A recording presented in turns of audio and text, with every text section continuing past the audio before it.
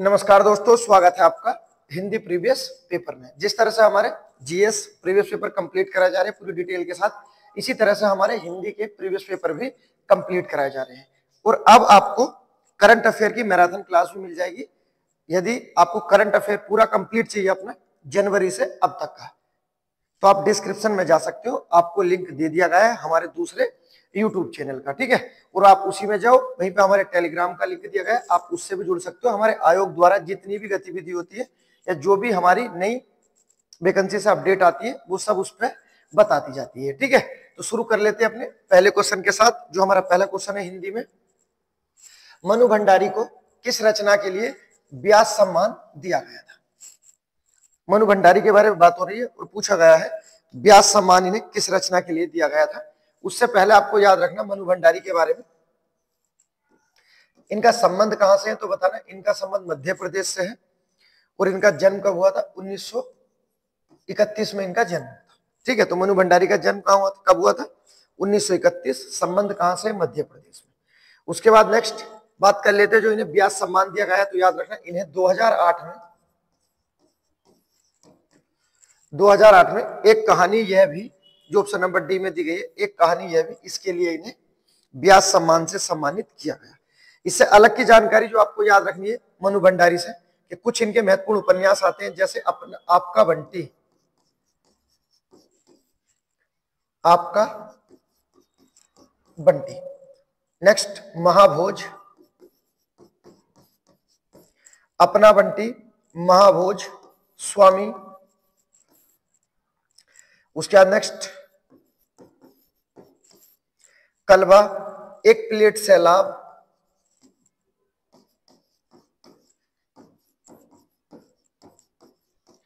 एक प्लेट सैलाब। उसके बाद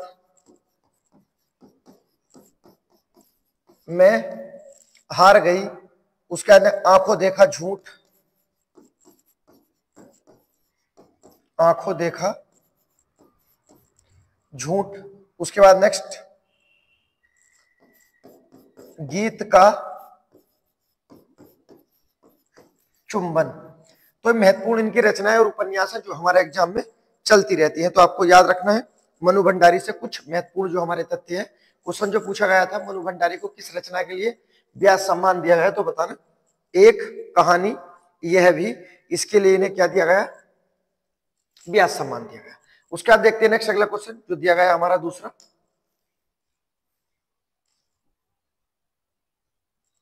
लोकोक्ति दी गई है। क्या पूछा गया है इसमें? कान ने मुख, उसके बाद बाजो रुख, लोकोक्ति का सही अर्थ क्या होगा? कान ने मुख बाजो रुख, लोकोक्ति का सही अर्थ क्या होगा? विपत्ति में होना, साथ साथ होना, उसके बाद अनिश्चित आकार होना, या इसमें से कोई नहीं? बताइए।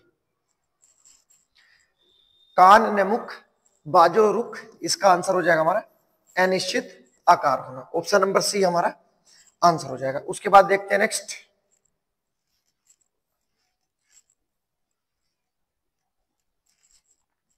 पत्र लेखन से क्वेश्चन है और क्या पूछा गया है?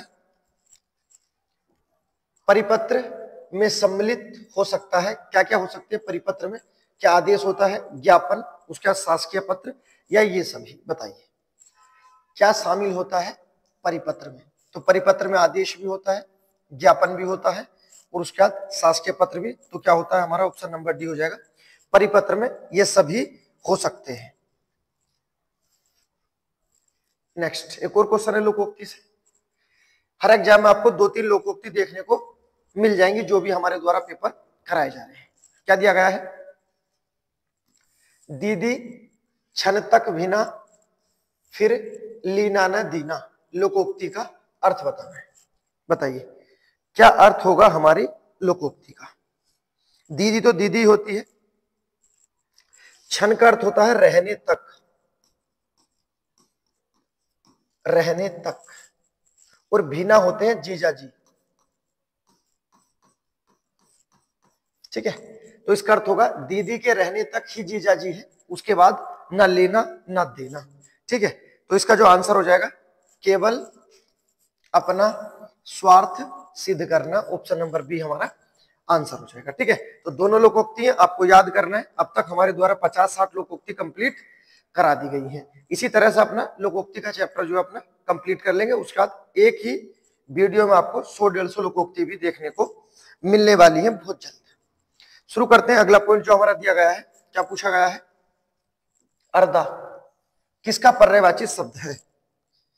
किसका पर्यायवाची शब्द है अर्धा? हाथी, घोड़ा, बंदर या राजा? बताइए, अर्धा किसका पर्यायवाची शब्द होगा हमारा? अर्धा जो पर्यायवाची शब्द है ये हमारा घोड़े का पर्यायवाची शब्द है। घोड़े के अन्य पर्यायवाची भी होते हैं, जैसे घोटक, बहुत महत्वपूर्ण है और आसान भी है। उसके बाद अश्व, तुरंग, उसके बाद नेक्स्ट याद रखना है बाजी, इसी पे लगाई जाती है बाजी। उसके बाद रविसुत, नेक्स्ट सैंधव, उसके बाद बछड़ा और जो पूछा गया है हमारा अर्धा। तो ये महत्वपूर्ण पर्यायवाची है, आपको याद रखना। हमारे जो घोड़े के पूछे जाते हैं घोटक, अश्व, तुरंग, है, बाजी, रविसुत, सैंधव, बछड़ा और अर्धा। ऑप्शन नंबर बी हमारा आंसर हुआ। अर्धा किसका पर्यायवाची था? तो घोड़े का पर्यायवाची पूछा गया था, आपको याद रखना है। उसके बाद नेक्स्ट सर्वनाम से क्वेश्चन पूछा गया है। और क्या पूछा गया है? निम्नलिखित में से किस क्रमांक के वाक्य में निजवाचक सर्वनाम होने वाला है? बताइए, किसमें अपना निजवाचक सर्वनाम हमारा हो जाएगा? सर्वनाम के बारे में जो आपको याद रखना है कि सर्वनाम के कितने भेद होते हैं। सर्वनाम के भेद की बात हो रही है, तो सर्वनाम के हमारे भेद होते हैं 6, जबकि सर्वनाम की संख्या पूछी जाए कितनी होती है, तो सर्वनाम की संख्या होती है 11, जबकि सर्वनाम में कारक के कितने भेद होते हैं? तो सर्वनाम में कारक के भेद होते हैं हमारे 7। बिल्कुल बेसिक जानकारी है, आपको याद रखना, क्वेश्चन बनते रहते हैं इसी तरह से। आपने देखे होंगे जो भेद होते हैं सर्वनाम के 6, उसमें पहला कौन सा होता है? पुरुषवाचक, दूसरा निश्चयवाचक, तीसरा निश्चयवाचक संबंध बोधक, उसके बाद प्रश्न वाचक और लास्ट जो क्वेश्चन पूछा गया हमारा निजवाचक, निजवाचक जिसमें अपनी स्वयं की बात की गई होगी। तो ये हमारे भेद होते हैं सर्वनाम के, आपको याद रखना, पुरुषवाचक, निश्चयवाचक, अनिश्चय, संबंध, प्रश्न और निजवाचक। बात कर लेते हैं कौन सा सर्वनाम हमारा निजवाचक होने वाला है। पहले में क्या लिखा? उसका पता लगाओ, उसके बाद नेक्स्ट जिसकी लाठी उसकी भैंस, सब काम में अपने आप करूंगा या सब काम में अपने आप कर लेता हूं, इसमें क्या है? निजी, खुद की बात होती है, अपने आप, ये क्या है? निजी बात है। ठीक है, जबकि ऊपर जो लिखा है जिसकी लाठी उसकी भैंस, इसमें हमारा कौन सा हो जाएगा? संबंधवाचक हो जाएगा। ठीक है, तो याद रखना ऑप्शन नंबर सी क्या होगा हमारा आंसर होगा। उसके बाद देखते हैं नेक्स्ट,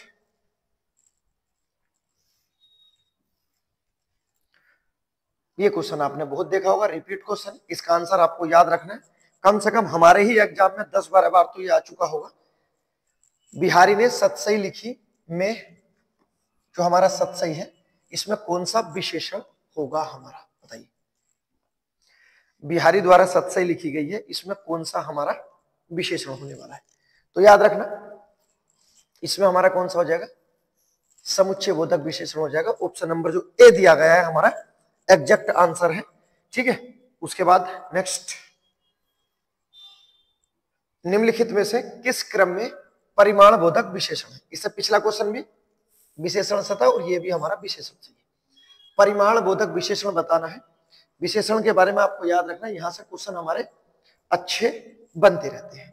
विशेषण के बारे में, विशेषण शब्द होते क्या है? तो ऐसे शब्द जो हमारा संज्ञा और सर्वनाम की विशेषता बताएं, विशेषण कहलाते हैं। विशेषण के कितने भेद होते हैं? तो विशेषण के हमारे 4 भेद होते हैं, बहुत महत्वपूर्ण, आपको याद रखना। पहला होता है गुणवाचक विशेषण, दूसरा होता है संख्यावाचक विशेषण, सबसे महत्वपूर्ण होता है। उसका तीसरा होता है हमारा परिमाणवाचक, और लास्ट होता है हमारा सार्वनामिक, जो सर्वनाम से बनते हैं। ठीक है, तो याद रखना कितने भेद होते हैं हमारे, 4 भेद होते हैं। और क्वेश्चन पूछा गया है परिमाणवाचक विशेषण से। परिमाणवाचक विशेषण में क्या होता है, इसमें होती है हमारी नाप तोल। नाप तोल की बात आप देख लो, जिसमें भी होगी वही हमारा क्या हो जाएगा, आंसर हो जाएगा। जिसमें भी वजन मात्रा नाप तोल की बात की गई होगी वही हमारा आंसर हो जाएगा। पहला, आज मैंने अधिक केले खा लिए। दूसरा, उस पुस्तक को पढ़ो। तीसरा, मोहन 2 किलो दूध पी गया। देखो आ गया ना, वजन मात्रा नाप तोल, जहां भी ये हो जाएगा आपका क्या हो जाता है, हमारा परिमाणवाचक हो जाएगा। ऑप्शन नंबर सी हमारा आंसर हुआ। उसके बाद देखते हैं नेक्स्ट, अगला क्वेश्चन जो हमारा दिया गया। नेक्स्ट अगला क्वेश्चन हमारा कारक से पूछा गया और क्या पूछा है, वीरों ने देश के हेतु या वीरों ने देश के लिए बलिदान दे दिया में कौन सा कारक हमारा होगा। वीरों ने देश के हेतु बलिदान दे दिया में कौन सा कारक होगा। कारक से क्वेश्चन पूछे गए हैं और इस तरह के क्वेश्चन हमारे एग्जाम में चलते ही रहते हैं। कारक जो होते हैं हमारे अभिकारी शब्द होते हैं। क्या होते हैं, अभिकारी। कितने भेद होते हैं कारक के, कारक के हमारे 8 भेद होते हैं। जबकि कारक को अन्य किस नाम से जानते हैं, तो कारक को हम परसर्ग भी कहते हैं। क्या कहते हैं, परसर्ग। ठीक है, इनके जो चिन्ह होते हैं उसे विभक्ति भी बोलते हैं, तो कारक को विभक्ति भी बोला जाता है। उसके बाद नेक्स्ट एक व्यक्ति आते हैं, प्रसिद्ध व्यक्ति हैं किशोरीदास वाजपेयी। इनके आधार पर पूछा जाए कि किशोरीदास वाजपेयी के आधार पर कारकों के भेद, तो बताना 6 भेद होते हैं। जबकि समास में कारकों के भेद तो भी आपको 6 ही बताने हैं। सर्वनाम में पूछे तो अभी बात कर रहे थे हम, सर्वनाम में कितने भेद होते हैं, 7 भेद होते हैं। ये कारकों के लिए बेसिक जानकारी है। उसके बाद नेक्स्ट जो दिया गया हमारा कर्ता कारक, उसके बाद करण कारक, संप्रदान कारक और दूसरा दिया गया अपदान। तो कर्ता कारक में या तो क्रिया वर्तमान काल में हो या आप में उसमें ने का प्रयोग किया जाता है। करण कारक में क्या होता है, कोई साधन का बोध होता है। किस कारक में, साधन का बोध होता है करण कारक में। संप्रदान में क्या होता है, कोई चीज सदा के लिए दे दी जाती है। सदा के लिए जब कोई चीज दे दी जाती है तो संप्रदान कारक होता है। अपदान में क्या क्या आता है, इसमें प्रेम आता है, प्रेम की बात होती है। जहां प्रेम होगा वहां घृणा भी होगी, प्रेम घृणा। उसके बाद कोई चीज सीखने का बोध भी इसमें ही होता है। ठीक है, दूरी, डर और लज्जा। ठीक है, तो ये बोध होते हैं हमारे अपदान में। अब देखो कोई चीज जो सदा के लिए दे दी जाए, जैसे अब देखो वीरों ने देश के लिए बलिदान दिया, तो वो तो सदा के लिए दे दिया। ठीक है, तो क्या हो जाएगा हमारा ऑप्शन नंबर सी। या कोई चीज जैसे उपहार दे दिया, किसी ने किसी को गिफ्ट दिया, तो कौन सा कारक हो जाएगा हमारा, संप्रदान कारक। किसी ने किसी को नमस्ते की, तो भी कौन सा है, संप्रदान कारक। या किसी ने कोई देवी देवताओं को कोई चीज समर्पित की, उसमें भी संप्रदान कारक। जो चीज हमेशा के लिए दे दी जाए, संप्रदान कारक। ठीक है, याद रखना। उसके बाद देखते हैं नेक्स्ट, बताइए क्या पूछा गया है इसमें। कमला ने शांति को पुस्तक दी में कौन सी क्रिया है, बताइए। अकर्मक क्रिया, उसके बाद भविष्यकालीन क्रिया, या पूर्ण द्विकर्मक क्रिया, या संयुक्त क्रिया, बताइए कौन सी क्रिया होगी। देखो इसमें क्या होने वाली है, इसमें हमारी द्विकर्मक क्रिया होने वाली है। ऑप्शन नंबर सी हमारा आंसर हो जाएगा। पहचान भी कर सकते हो आप, हमारी द्विकर्मक क्रिया की पहचान भी हो जाती है। किस तरह से पहचान होती है, क्या से प्रश्न कर लो और दूसरा किसे, और दोनों से ही उत्तर मिल जाएगा। अगर उत्तर नहीं मिलता तो हमारी द्विकर्मक क्रिया नहीं होती। कमला ने शांति को पुस्तक दी, क्या दी, तो उत्तर मिला पुस्तक। किसे दी, तो मिला शांति को। तो दोनों कर्म मिले, पुस्तक भी मिला और हमारा शांति भी मिला। तो कौन सा हो जाएगा हमारा, पूर्ण द्विकर्मक क्रिया हमारा आंसर हो जाएगा। ठीक है, इस तरह से आप पहचान सकते हो। इसी में क्वेश्चन और पूछे जाते हैं, कौन सा मुख्य कर्म है, कौन सा गौण कर्म है, अर्थात कौन सा सामने उजागर है और कौन सा छुपा हुआ है। इसका आपको कमेंट में आंसर देना है। ये मैं पहले भी करा चुका हूं। द्विकर्मक क्रिया वाले आपको बताना है इन दोनों में से, पुस्तक और शांति में से कौन सा हमारा मुख्य कर्म है और कौन सा हमारा गौण कर्म है। ये जो हमारा क्वेश्चन पूछा गया है, कमला ने शांति को पुस्तक दी, में कौन सी क्रिया है, आसान क्वेश्चन है। क्वेश्चन ऐसे भी पूछा जा सकता था, कमला ने शांति को पुस्तक दी, इस पूरे वाक्य में कौन सा कर्म हमारा गौण है या कौन सा कर्म हमारा मुख्य है। और ऐसे ही क्वेश्चन आते, आपको अपडेट रहना पड़ेगा अपने आयोग से ज्यादा, ठीक है। इसका आंसर देना, ऐसे ही करके मत निकल जाना कि बस चलो बाद में देखेंगे, नहीं होगा तो अगला फिर से ऐसा कोई क्वेश्चन होगा उस पर विस्तार पूर्वक बता देंगे। फिलहाल इसका आंसर आपको बताना है। नेक्स्ट क्वेश्चन बताना है, क्या पूछा है इसमें हमारा, विराम चिन्ह के बारे में पूछा हुआ है। क्या पूछा, निम्नलिखित में से किस क्रमांक में वाक्यागत सही विराम चिन्ह है, बताइए किस वाक्य में सही विराम चिन्ह का प्रयोग हमारा किया गया है। विराम चिन्ह बहुत क्वेश्चन हमारे बनते रहते हैं, बताइए कौन सा हमारा विराम चिन्ह के बारे में बिल्कुल शुद्ध रूप होगा। और यहां से हमारे बहुत क्वेश्चन बनते रहते हैं। अभी एक पेपर हुआ था हमारा, स्टाफ का पेपर था, उत्तराखंड एसआई में था, उसमें स्टाफ का जब पेपर था तो विराम चिन्ह से 7 क्वेश्चन पूछे थे। कोई उम्मीद भी नहीं कर सकता कि एक ही पेपर में विराम चिन्ह से 7 क्वेश्चन आ सकते हैं। अब इतना हुआ होगा, जिसके विराम चिन्ह सही हुए होंगे उसका सिलेक्शन हुआ होगा, और जिसके नहीं हुए होंगे, ठीक है, उनका तो फिर सभी को पता है। चलो, निम्नलिखित में से किस क्रमांक में कौन सा हमारा सही है वाक्य के आधार पर। नारी तुम केवल श्रद्धा हो, वह कब कहां, क्वेश्चन मार्क, मैं लखनऊ जाऊंगा और काट दो, पूरा वाक्य ही नहीं दिया गया। उसके बाद कैसे घूमूंगा मैं हाय लंका धाम में, बताइए। उसके बाद एक बार मोहन जयपुर गया था और वहां से पुस्तक खरीद लाया, किसमें हमारे विराम चिन्ह का सही प्रयोग हुआ है।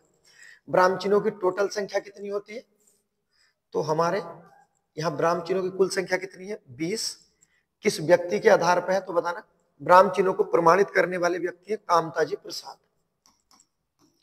कामता जी प्रसाद नामक व्यक्ति है जिन्होंने विराम चिन्हों को प्रमाणित किया है। विराम चिन्ह हमने जो 20 है कहां से लिए हैं, तो बताना अंग्रेजी से लिए हैं। लेकिन मेन बात क्या है कि सर ये 20 के 20 हमने अंग्रेजी से नहीं लिए, क्योंकि एक विराम चिन्ह है जिसका प्रयोग हम अंग्रेजी में नहीं करते, कौन सा है, पूर्ण विराम।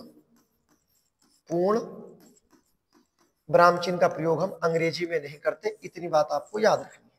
इससे अलग विराम चिन्ह में जो आपको महत्वपूर्ण चीजें याद रखनी है, एक होता हमारा योजक चिन्ह। योजक चिन्ह इस तरह से लगा हुआ होता है, योजक चिन्ह, इसका प्रयोग हम कहां नहीं करते, संस्कृत में नहीं करते। योजक चिन्ह का प्रयोग कहां नहीं करते हम, तो बताना, संस्कृत में नहीं करते। और इससे भी महत्वपूर्ण जानकारी अपनी हिंदी के लिए आपको याद रखना, जो हमारा होता है टिप्पणी सूचक। टिप्पणी सूचक जो हमारा विराम चिन्ह होता है, ठीक है, किस तरह से होता है, ये हमारा टिप्पणी सूचक होता है, ठीक है। इसका प्रयोग हम कहां नहीं करते, तो बताना हिंदी में नहीं करते, ठीक है। तो जानकारी याद रखना, टिप्पणी सूचक का प्रयोग हिंदी में, योजक का संस्कृत में, पूर्ण विराम का अंग्रेजी में नहीं करते, ठीक है। उसका किसके आधार पर विराम चिन्हों की संख्या 20 है, तो बताना कामता प्रसाद द्वारा। अब जो आंसर होने वाला है, ए में जो दिया गया है बिल्कुल सही है, नारी तुम केवल श्रद्धा हो, इसमें हमारे सही तरह से इसका प्रयोग किया गया, अन्य किसी वाक्य में सही प्रयोग इसका नहीं किया गया है। नेक्स्ट देखते हैं, क्वेश्चन पूछा गया है हमारा, निम्नलिखित में से कौन सा वाक्य कृतवाच्य नहीं है, बताइए। कृतवाच्य वाच्य आ गए हमारे, 2 मिनट का टॉपिक होता है। वाच्य का शाब्दिक अर्थ क्या होता है, बोलने का विषय, बोलने का विषय। अब इसका क्या अर्थ है, तो याद रखना, बोलने का विषय की, बोलते समय कर्ता की प्रधानता है या कर्म की प्रधानता है या हमारे भाव की प्रधानता है। अगर कर्ता की प्रधानता है तो कृतवाच्य, कर्म की प्रधानता है तो कर्मवाच्य, और भाव की प्रधानता है तो भाववाच्य। ये तो आपको याद रखना है। इससे अलग भी आपको याद रखना है कि जो हमारा कृतवाच्य होता है, इसमें हम ने शब्द का प्रयोग अधिकतम कर लेते हैं। कर्म में क्या होता है हमारा, इसमें हमारा द्वारे शब्द का प्रयोग हम कर देते हैं। तो ये दोनों से आप पहचान सकते हो। भाववाच्य में क्या होता है, हमारी फीलिंग होती है, अब देखो कौन सा कृतवाच्य में नहीं है। पहले दिया गया है मैं पुस्तक पढ़ रहा हूं, कृतवाच्य। मुझसे अब चला नहीं जाता, आंसर मिल जाएगा हमसे, क्योंकि ये तो हमारा क्या है, ये हमारा कृतवाच्य नहीं है। तो फिर ये कौन सा होगा, ये सर हमारा भाववाच्य होगा, क्योंकि इसमें फीलिंग वाली बात है, एक भाव छुपा हुआ है। ठीक है, मुझसे अब चला नहीं जाता, मुझसे अब पढ़ा नहीं जाता, ये सब क्या है, हमारे भाववाच्य होते हैं। तो वाच्य इतनी देर का टॉपिक होता है, अब इसे क्लास में अलग से पढ़ लो, एक दिन की क्लास जाती है, इतना कोई टाइम नहीं लगता। अगला क्वेश्चन देखो जो हमारा दिया गया है, निम्नलिखित शब्दों में संज्ञा शब्द से बने विशेषण का सही विकल्प का चयन कीजिए। बताइए कौन सा है हमारा जो बिल्कुल शुद्ध आधार पर दिया गया है। पहला चमक, चमचम, नमक, कसक्कर, प्रत्याशा, प्रत्याशित, साहसी, सत्य। बताइए कौन सा हमारा इसमें शुद्ध होने वाला है। तो जो चमक है, चमक, तो इसका चमकीला हो जाएगा, तो ये तो गलत लिखा है, ऑप्शन नंबर ए गलत। नमक का क्या होगा, नमकीन हो जाएगा, ये भी बिल्कुल गलत। ठीक है, प्रत्याशा प्रत्याशित होता है, ये बिल्कुल सही, ऑप्शन नंबर सी हमारा आंसर हो जाएगा। तो फिर साहित्य का क्या हो जाएगा, तो इसका हो जाएगा साहित्यिक, साहित्य का साहित्य। तो इस आधार से चारों बनेंगे, आपको याद रखना है जो दिया गया था संज्ञा शब्दों से बना विशेषण का सही अर्थ क्या होगा, हमारा सी है। उसके बाद ए, बी और डी भी अब आप देख सकते हो, इस कंडीशन में वो भी सही हो जाएंगे। नेक्स्ट कौन सा शब्द है हमारा, क्या पूछा है, शब्द बताना है जो हमारा इनमें पुरलिंग दिया गया है। पुरलिंग शब्द बताना है, पुरलिंग शब्द, लिंग से क्वेश्चन है। लिंग की जो हम पहचान करते हैं किस शब्द से करते हैं, तो लिंग की पहचान होती है हमारी संज्ञा शब्द से, और संज्ञा शब्द के साथ लगे हाथों क्रिया से भी कर सकते हैं। लेकिन क्रिया और संज्ञा अगर दोनों में तुलना करने के लिए आ जाए, सर इनमें से एक बताओ कौन सा सही होगा, तो आप संज्ञा को ज्यादा अच्छा मानना, जबकि पता क्रिया से भी चल जाता है, लेकिन क्रिया से 100% पता नहीं चल पाता, कभी कभी किसी किसी क्वेश्चन में फंस जाते हैं, परंतु संज्ञा से पता चल जाता है। बताइए पुरलिंग क्या है, कपट, सुंदरता, मूर्खता और निंद्रा। तो जो आंसर हो जाएगा हमारा ऑप्शन नंबर ए होगा, कपट क्या है हमारा पुरलिंग शब्द है। नेक्स्ट बताना है, अशुद्ध बताना है, बर्तनी। अगर किसी एग्जाम में 5 क्वेश्चन आते हैं ना हिंदी के, तो उसमें ये फिक्स होता है कि एक क्वेश्चन बर्तनी से जरूर आएगा। हमारा कोई पेपर हो, कैसी हो, कैसा ही हो, ऐसा कोई एग्जाम नहीं जाता जिसमें बर्तनी से क्वेश्चन नहीं आता। और ये मैं हमेशा कहता हूं, जहां से 100% क्वेश्चन आने की संभावना हो वहां पे 100% लगा दो, क्योंकि सोचने वाली बात ही नहीं है कि 100% मिलेगा क्वेश्चन आपको एग्जाम में। बताइए, तो पहले तो मैं बता देता हूं, इसमें ए ही गलत लिखा है, ये जो है नवाब गलत लिखा है, नवाब इस तरह से होता है। ठीक है, यहाँ पर जो बैक का पेट गलत चिरा हुआ, ए ही सही है, मतलब हमारा अशुद्ध है। ठीक है, बाकी सौंदर्य, पुनरागमन और अभ्यारण सही दिए गए। इस आधार पर तो यही आंसर होने वाला है कि नवाब शुरू में ही देखा, बिल्कुल हमने शुरू में ही गलत है। नेक्स्ट पत्र लेखन से क्वेश्चन है, और क्या पूछा गया है इसमें, अर्धशासकीय पत्र के संदर्भ में कौन सा कथन उपयुक्त नहीं है। कहने का मतलब है अर्ध सरकारी पत्र के बारे में कौन सा कथन है हमारा जो गलत दिया गया है। पहला, अर्ध सरकारी पत्र हमारा अनौपचारिक का पुट होता है। जी सर, अनौपचारिक ही होता है। इसमें एक मैत्री भाव होता है। जी सर, हो सकता है, क्योंकि एक अधिकारी दूसरे अधिकारी को देता है। यह पत्र उत्तम पुरुष शैली में लिखा जाता है। जी सर, उत्तर पूर्व, तो तीनों सही हो गए। उत्तम पुरुष शैली में भी मैत्री भाव भी होता है, अनौपचारिक भी होता है। तो गलत क्या है इसमें, अब ऑप्शन नंबर डी हमारा क्या बनेगा, आंसर हो जाएगा। ठीक, उसके बाद देखते हैं नेक्स्ट,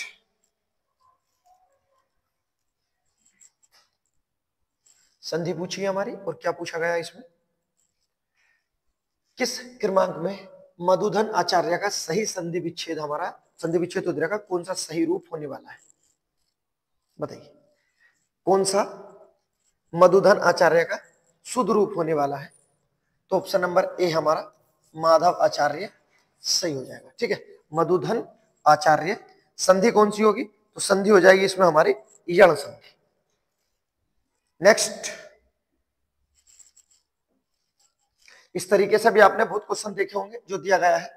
मूल शब्द, एक तो मूल शब्द और दूसरा प्रत्यय का विभाजन अशुद्ध है। मूल शब्द भी निकाल के लाना है, जैसा पहले में दिया है बापोती, तो बापोती में बाप जो है मूल शब्द है और ओती इसमें प्रत्यय है। इस तरह से छांटने हैं आपको, और इसी तरह से आते हैं हमारे प्रत्यय। बताइए, तो ये तो सही है बिल्कुल, मूल शब्द भी बापोती में बाप होगा और ओती भी हो जाएगा। उसके बाद बुढ़ोती में क्या बूढ़ा सही है? जी सर बिल्कुल सही है। बुढ़ोती में बूढ़ा मूल शब्द है और ओती प्रत्यय बिल्कुल शुद्ध है। ओती तो चारों में दे रखा है बिल्कुल, अब मूल शब्द में ही कहीं गलत होगा। उसके बाद कनोती, कान, ये भी सही है सर। कटौती, इसमें तो टे ही बदल दिया, तो बस यही हमारा आंसर हो जाएगा। ऑप्शन नंबर डी हमारा आंसर हो जाएगा। ठीक है, आप क्वेश्चन देख सकते हो किस किस तरह से अब क्वेश्चन पूछे जाने लगे हैं, और ये चीज होती है भैया अपडेट रहने का तरीका। क्वेश्चन देखो जो हमारा दिया गया, क्या पूछा, निम्नलिखित में से कौन सा शब्द अनेकार्थी हरि से संबंध नहीं है? बताइए। देखो बहुत ज्यादा पूछे जाते हैं हरि के हमारे समानार्थी शब्द, हरि के समानार्थी शब्द बहुत ज्यादा पूछे जाते हैं, आपको याद रखना है। सही है, हमेशा के लिए ही याद रखना। जैसे बंदर होता है हरि का अनेकार्थी शब्द, फिर एक और आएगा वैसे ही बंदर, और उसके बाद विष्णु, और एक आएगा वायु। देखो तीनों आगे बंदर, विष्णु और वायु हरि के ही है। उसके बाद एक सूर्य भी आएगा और दूसरा आ जाएगा सिंह, मतलब शेर वाला। तो बै वाले भी और सह वाले भी आप इस तरह से याद रख सकते हो। उससे अलग किरण भी होता है, ये भी हरि का अनेकार्थी, और दूसरा पर्वत।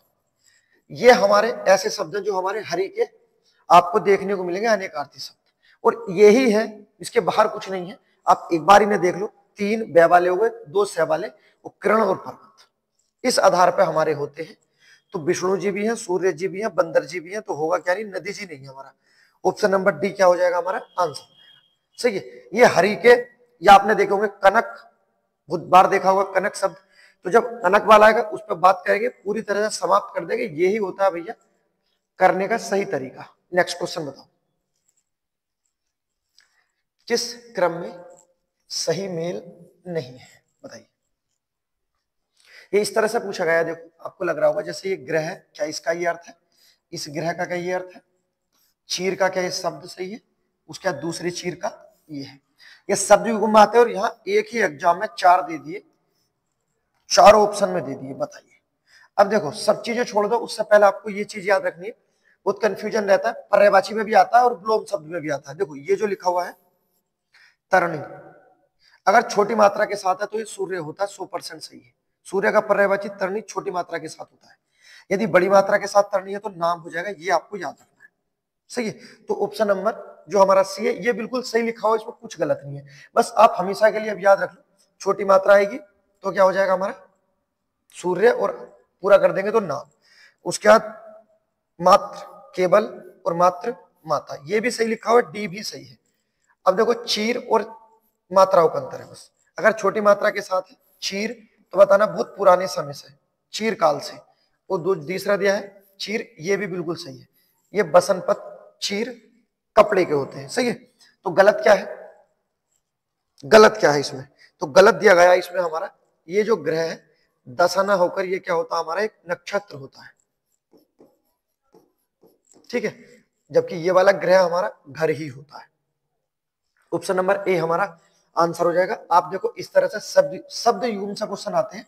ये चीर भी आप याद रख सकते हो, यहां पर चीर, तरण और तरणी, मात्र और मात्र, ये आपको किसी एग्जाम में टकरा सकते हैं। इसी तरह वाले क्वेश्चन हमारे आते रहते हैं, और यही भैया हमारा होता है टेस्ट कराने का एक सही तरीका, जिससे भविष्य में गलत ना हो। आगे देखिए क्या दिया गया है, शब्दों में से क्या निकाल कर लाना हमें, कौन सा शब्द है हमारा जो तद्भव नहीं है?